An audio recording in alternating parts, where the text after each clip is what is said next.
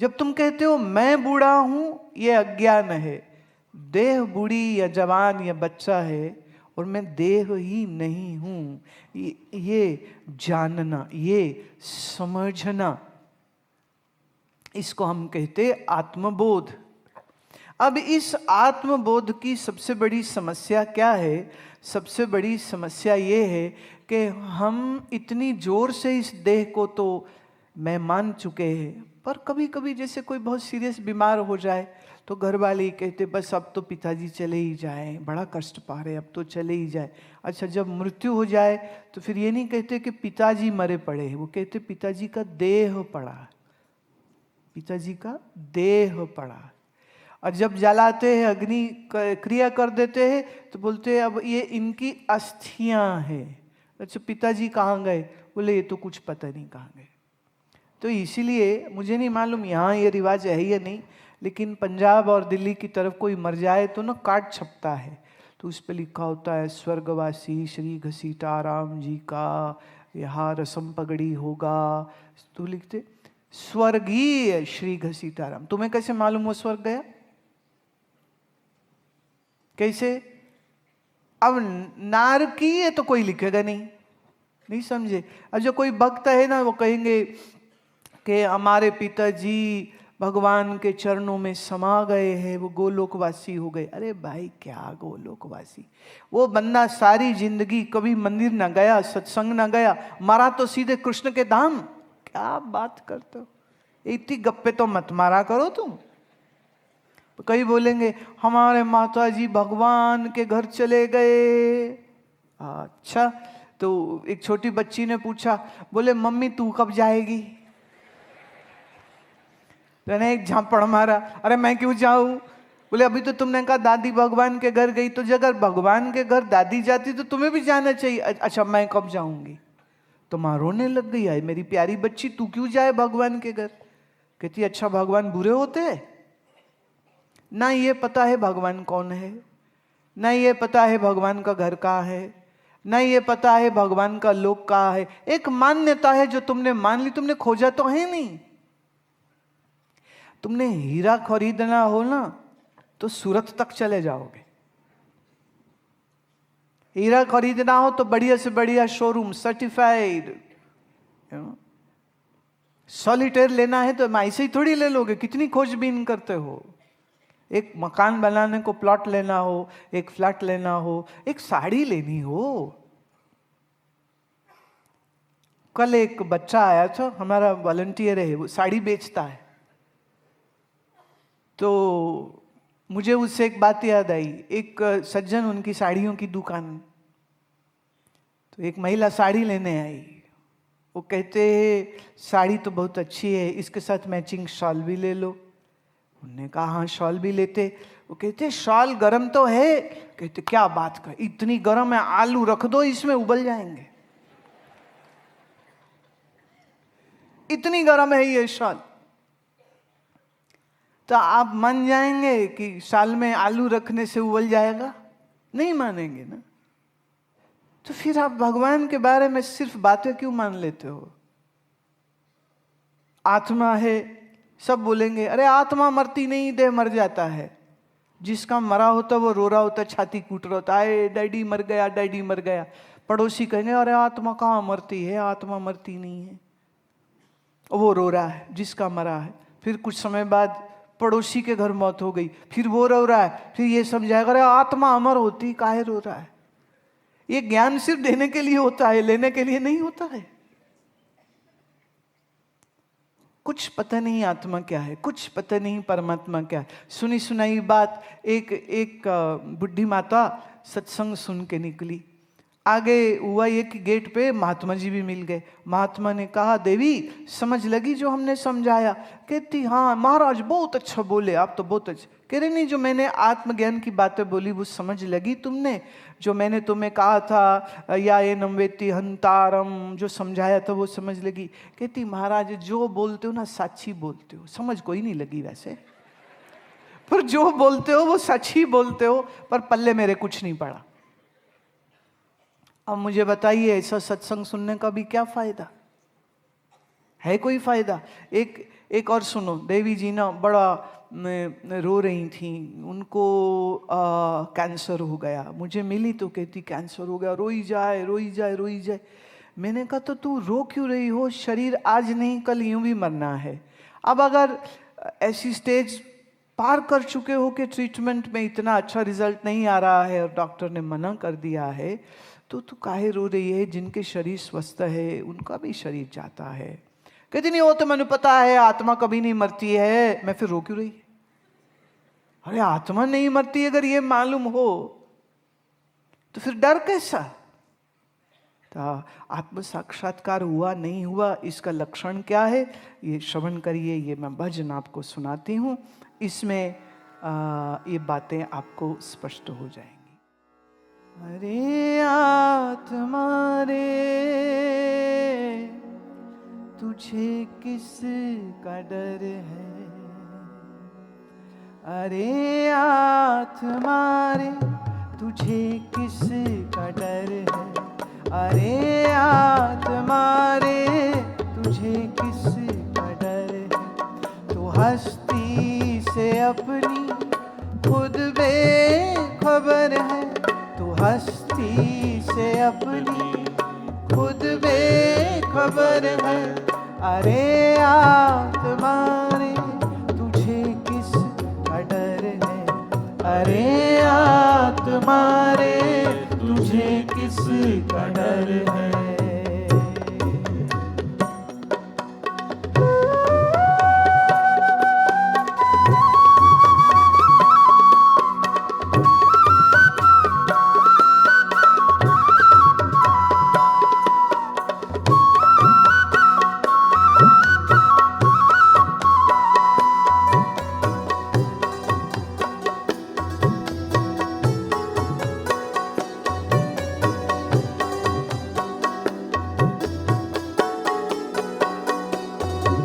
जिस्म हो पुराना कहें लोग बूढ़ा, जिस्म हो पुराना कहें लोग बूढ़ा, मगर तू सनातन, मगर तू सनातन अनादि अमर है, मगर तू सनातन अनादि अमर है।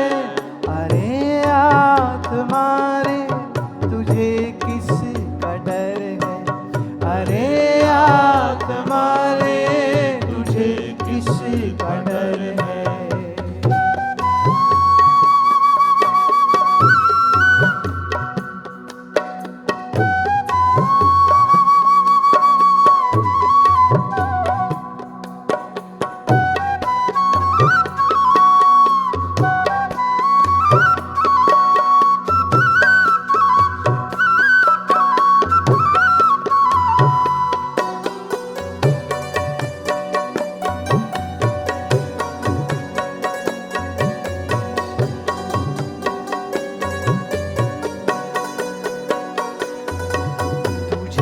प्यार पिंजरे से कैसे हुआ है?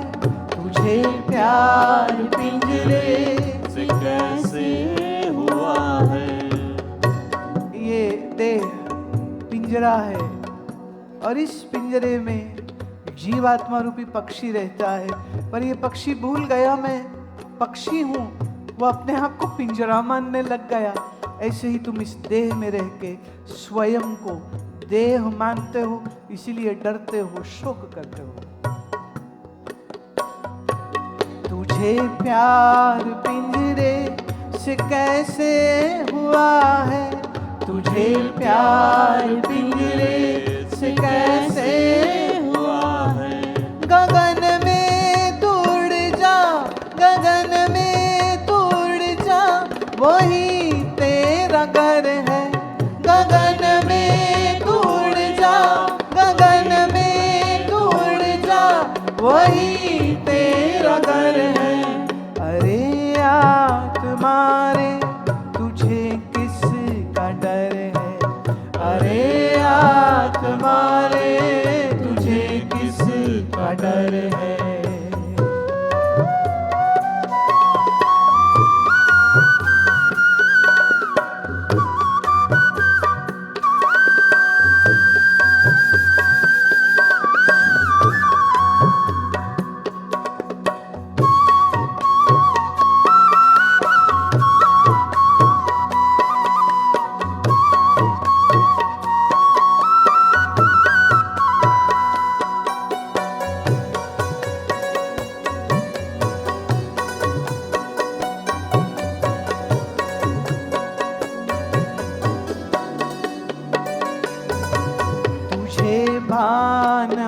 हुआ कि बाहर खुशी है, तुझे भान हुआ कि बाहर खुशी है, तुझे भान हुआ कि बाहर खुशी है, तुझे भान हुआ कि बाहर खुशी है।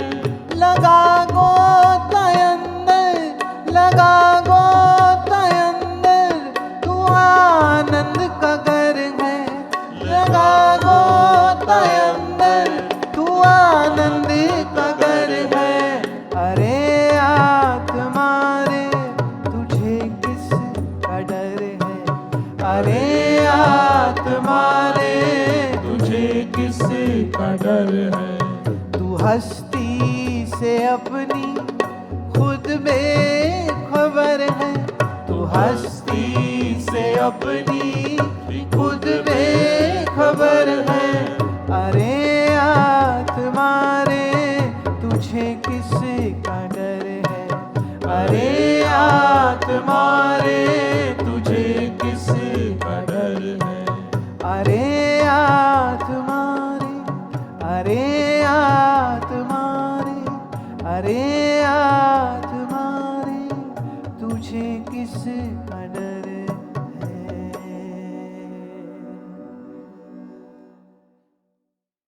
जब आप अपने आप को भूल जाते हैं, जब आप अपने ही स्वरूप का पता नहीं जानते और अज्ञान से तुम इस देह को मैं मानते हो, तो होता ये है जिंदगी भर दुखी रहते हो।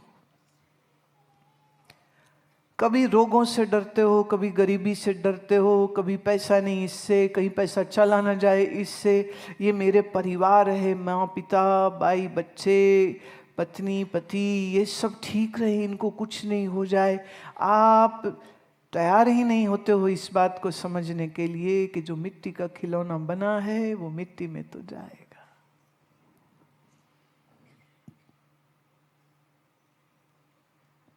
पर इसके पहले कि ये मिट्टी का खिलौना तुम्हारा मिट्टी हो जाए, तुम तुम्हारे निज स्वरूप का बोध प्राप्त करो। कैसे? श्रवण से।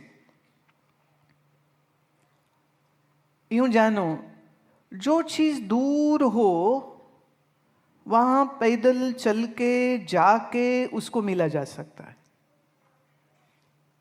जैसे किसी को अगर आईफल टावर देखना है तो फ्रांस जाना पड़ेगा, पेरिस जाना पड़ेगा। किसी को डिज्नीलैंड देखना है तो अमेरिका जाना पड़ेगा, फ्लोरिडा जाना पड़ेगा। किसी को काशी विश्वनाथ का दर्शन करना है तो काशी जाना पड़ेगा, तो दर्शन होगा। तो जो वस्तु किसी एक स्थान पे होगी वहां तक जाना पड़ेगा, फिजिकल एफर्ट करना पड़ेगा। जो वस्तु किसी काल में हो, जैसे सेब जो है जिस मौसम में होगा तभी सेब खाने को मिलेगा। फल की बात आई तो थोड़ा सा कह दूं, हम जिस प्रांत में देश में रहें, उस प्रांत में उस देश में जो उगे, मतलब तुम्हारे 100-200 किलोमीटर में जो उगता है तुम बस वही खाया करो। वो थाईलैंड का फल एग्जॉटिक खाते हैं, हम फलां का फल खाते, ये चौंचले हैं, ये चौंचले मत करो, आपका शरीर उससे अस्वस्थ होता है। गर्मी है आम खाओ, गर्मी में सेब मत ढूंढो। सर्दी है सेब खाओ, सर्दी में आम मत ढूंढो। आप समंदर किनारे रहते हो, खूब नारियल पियो। आप पहाड़ में रहते हो तो वहां नारियल मत पियो। हमारा शरीर जिस आबो हवा में, जिस क्लाइमेट में रहता है, वहाँ जो क्रॉप्स उगते हैं, जो वेजिटेबल, जो फ्रूट होते हैं, वो ही सेवन करना चाहिए। आप दूसरा कुछ लेंगे शरीर अस्वस्थ होगा। मैं आपसे पूछती हूँ, हमारे देश में ओट्स उगता है क्या? बोलिए, कहीं उगता हो तो मुझे प्लीज बताना, क्योंकि मेरी समझ में ओट्स भारत में उगता नहीं है। लेकिन आज हर न्यूट्रिशनिस्ट बोल रहा है ओट्स खाओ, ओट्स खाओ, ओट्स खाओ। अरे भैया, खाना है, सामा खाओ, कोडो खाओ, कंगनी खाओ, बाजरा खाओ, अपने देश में उगता है, क्या दिक्कत है?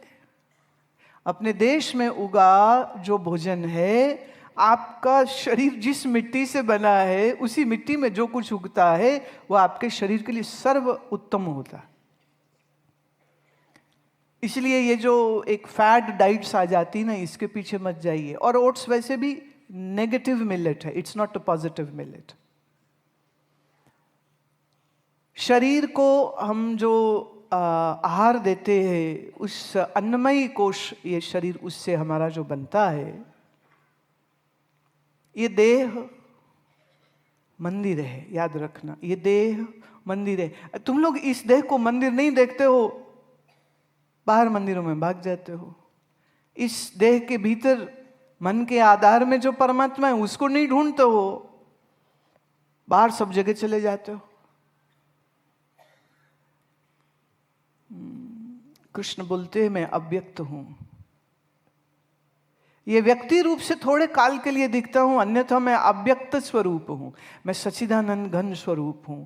सच्चिदानंद रूपाय विश्वोत्पत्त्यादि हेतवे तापत्रय विनाशाय श्री कृष्णाय वयम नुमः।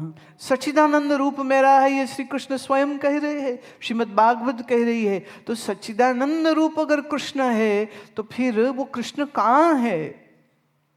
सिर्फ डाकोर में, सिर्फ द्वारिका में, सिर्फ वृंदावन में, हाँ, बाकी जगह नहीं है।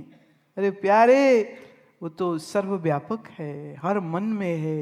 ये पूरा ब्रह्मांड जिसमें है, ये संसार का जो आधार अधिष्ठान है, तो जो अभी है उसको मिलने के लिए मुझे किसी काल के इंतजार की जरूरत नहीं है।